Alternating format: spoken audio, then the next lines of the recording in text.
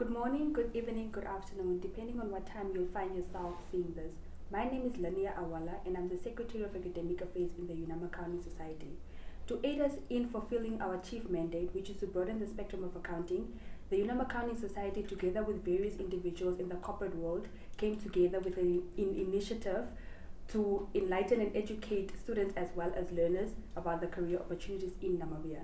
Today we are joined by Mr. Willy Mertens, who is the Chief Financial Officer at Debmarine. Good afternoon, sir, and welcome. Good afternoon. Thanks for having me. Okay. To go right into it, my first question, you've had quite the journey academically and professionally, so can you please just tell us about the journey that has led to who you are and where you're at today? Yeah, I think, thank you. Proud to say that I also studied at Unam, my first degree, the BCom, it was still called BCom at that point. And then followed the path through UNISA, because that was always our first call those days. And thereafter I did articles with KPMG and then continued my studies. I got to a point where I probably believed that I'll never be a CA. It took me just over 10 years to reach that. And then, soon after finishing my articles, I joined the diamond industry, and I've been there since, for more than 20 years now. Great story. It indeed shows that it's not about how long it takes, but the fact is that you will get there in the end.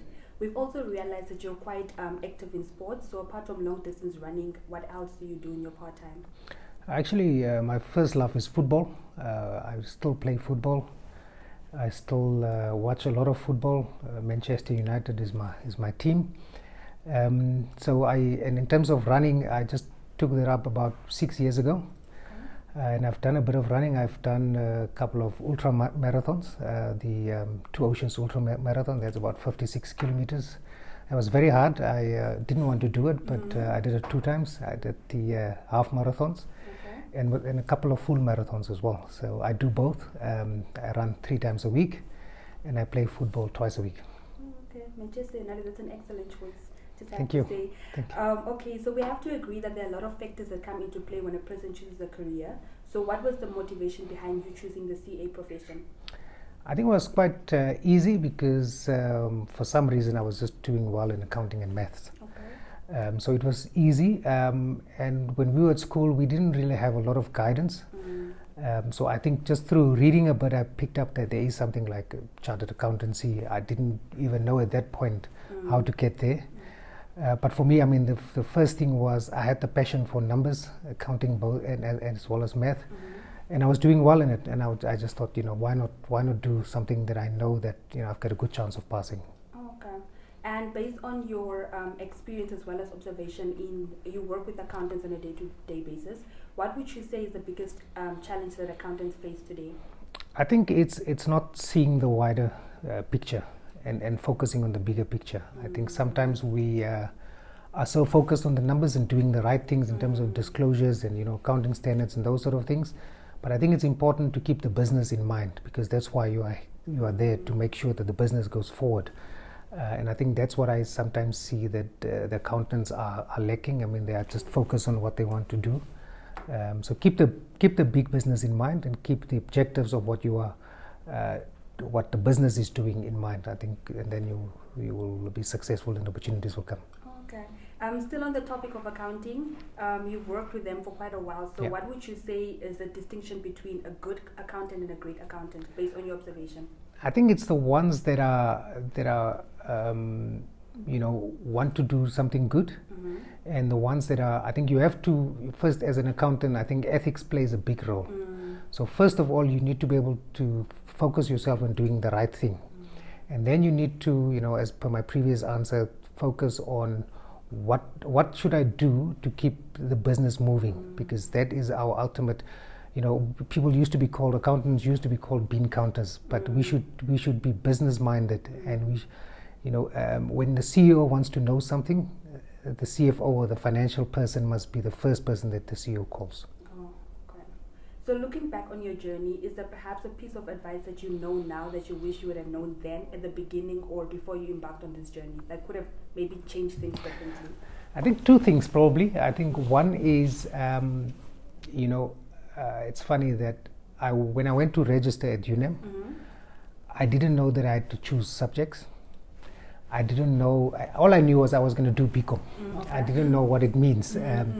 So I think if I had a bit of advice in terms of what to study and how to go about studying, and the second one is when I started working, I was I was just focused on myself, and I wasn't really worrying about people around me. And I think I realized probably a little bit late in my career that you need people to be successful. And once you have that, and once you build those relationships, then success will be much easier. Okay. I also took a look at your academic qualifications, and it seems like you're quite driven. Like, there is no denying that. So, are you looking at perhaps pursuing more qualifications in the near future, or is Mr. Willy now on an academic list? Yeah, I think. When I just after finishing articles, I obviously always wanted to be an accountant, but then I ended up in internal auditing, and at the same time I was obviously pursuing the CA career, and then at that point I realized, I'm in auditing, let me also do something. So I was doing the certified internal auditor qualification and the CA qualification at the same time, and I managed to pass both of them around about the same time as well. And then I did some tax, postgraduate in tax, because I think it was something that I was probably struggling a little bit with. And when I ended up, realized that I'm going to be in mining for quite a while, I started looking at that as something that, just to learn and understand the business better. So I did a postgraduate diploma in engineering. And one of the regrets, maybe I can add that as well, is that when I finished that probably 7 years ago, I had to do a thesis to get an MSc, which I was, I wasn't paying much attention to that. So that's the next one. Obviously, I had to redo a couple of things there, but I think maybe in the next year or so, just to finish that off, which is going to be MSc through Wits University. So that's my. So I'm a bit of on a break, but I think there's something that I'm thinking about. I did register this year, but the subjects that I wanted to do were not offered towards the end of this year, so maybe next year. So you mentioned something about postgraduate diploma in engineering and stuff like that. Was it a requirement by the company, or you took it upon yourself to just? No. It was my own. When I was before I became CFO, I felt that maybe I don't understand the business that well. So I thought maybe let me try and get to the theoretical part of mining and engineering and mineral resource management. So that's how I got to study that. So it was just upon myself. Obviously, I'm just lucky that the company has always supported me in all of those ventures. I've also done some other trainings as well. Senior executive training through the London Business School. So the company has done quite a lot for me as well, and has always been there when I wanted to do something just to enhance myself as well.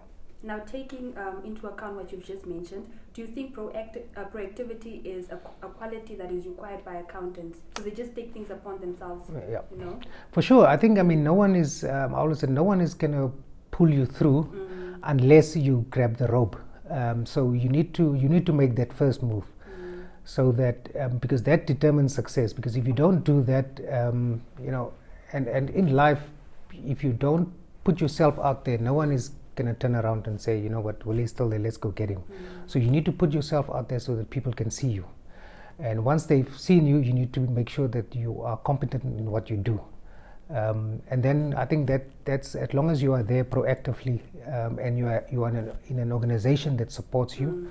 Such as the one that I'm in, Debmarine Namibia, then people will always look after you. But you need to take the first step. We see that you've been doing this for quite a while. By this I mean you've been in the accounting department for quite a while, and with your relevant experience, you've definitely climbed up the corporate ladder. So what would you say is your biggest career achievement, and secondly, your biggest lesson that you've learned while in this accounting department? My biggest achievement, I think, being in an international organization as this one, and most of as I've grown through the organization and promotions and all of that, I've always been either the first or the second, but mostly the first person of color that has occupied some of the positions that I've been in. Such as the one that I'm in currently now. So I think that is an achievement that only came with dedication and constant performance and making sure that you do what is required plus. So I think that for me, I think it's probably something that I'm proud of. Also taking probably from where I'm coming from, I'm a child of farm workers, so a lot of people that came from that sort of background probably feel that success is only for some people. But it's also to show that if you work hard and take the opportunities when they come, you can achieve success. You asked the second question. The second question would be, what would have been the biggest lesson that you learned during this entire journey? I think when I got to when I started out just after articles, I had a mentor, and that's important thing. I mean, as you grow up, find someone that's been through the ropes that can mentor you, not to tell you what to do, but that you can bounce ideas off. So I had a mentor that told me quite a good lesson. He said, there are two things in life that determines progress. One of them is opportunity, and the other one is performance. You can determine your performance, but you do not, but opportunity is something that you can't control. And he drew basically a graph. He said, performance is something that runs vertically from bottom to top, and opportunity runs horizontally from left to right. So if you perform and your performance is here and your opportunity is there, you're going to miss because opportunity will pass you by. But when your performance is up there and opportunity, and then that's where success comes from. So focus on what you can control, and forget about why am I not getting that position, because when you perform, people will see you.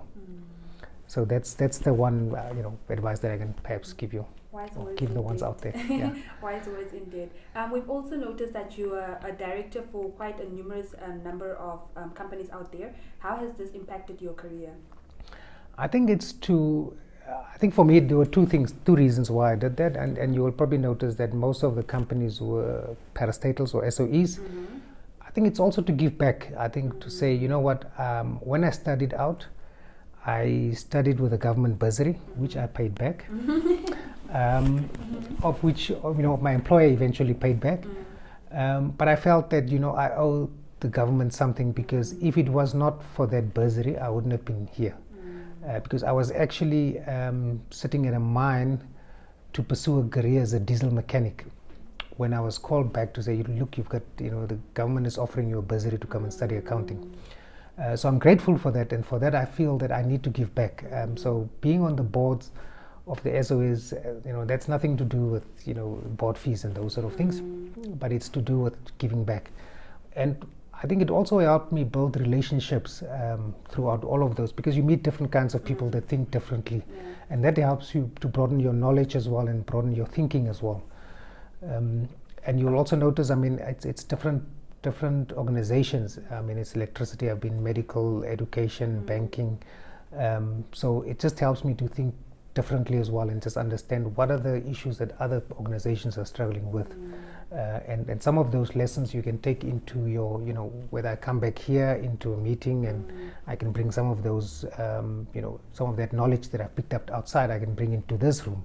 And it can also help, the organization that I'm currently serving to move forward. But most importantly, it's for networks and And giving back. And giving back. You did emphasize on that. Okay, lastly, what would your advice be to learners that are wanting to embark on the CA route, or or students that are currently already on the route and they feel maybe there's no hope, there's no light at the end of the tunnel, or things are just not going right? What would your advice be to those two groups of people? I think just perseverance. I think, and I think you must first figure out this is what you want to do, and if that is, if you're convinced that's what you want to do, persevere. Because I don't know whether I mentioned it, but I took 10 years. I took 2 years to do my CTA. I took 3. I think at the third attempt I passed my CA. And it was just before my first child was born. So at the time my first child was born, I was still struggling to become a CA. So I made sure that her initials were CA, so that in case I don't make it, so no, we are now 2 or 3 CAs. The second daughter also named CA because of that. Or initials are also CA, but I think you need to persevere, and there will be hurdles, but don't worry too much about the hurdles. As long as you know that this is what you want to do, and success does not come overnight. No, thank you So so much. keep pushing. No, thank you so much, Mr. Willy. I truly have learned so much, and I'm sure that our viewers will take up something from this. We thank you so much for your time. Thank you very much. Okay. All right. That was Mr. Willy Mertens, the Chief Financial Officer of Debmarine Namibia. We thank him so much for his time. I personally have learned so much, and I hope you will do too.